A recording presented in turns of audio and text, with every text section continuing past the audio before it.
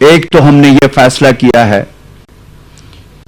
کہ ہم جہاں جہاں پہ کیسز زیادہ آ رہے ہیں وہاں پہ ہم سمارٹ لاک ڈاؤن کی طرف جا رہے ہیں. دوسرا، ہم نے اس کے لیے پورے صوبے میں آئیڈینٹیفائی کر لیے کہ کون سے علاقے اس وقت سب سے زیادہ متاثر ہو رہے ہیں. اس حوالے سے ہم نے اس کے لیے میکانزم بنا لیا ہے.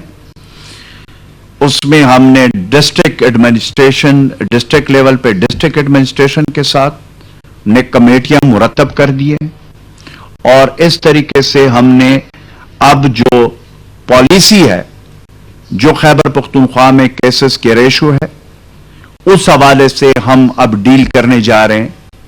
تمام district even union council level تک ہم اب جا رہے ہیں. جہاں پہ کیسز زیادہ ہوں گے اس کے لیے ہم نے SOPs طریقہ کار سمارٹ لاک ڈاؤن کا ہم نے فیصلہ کیا ہے.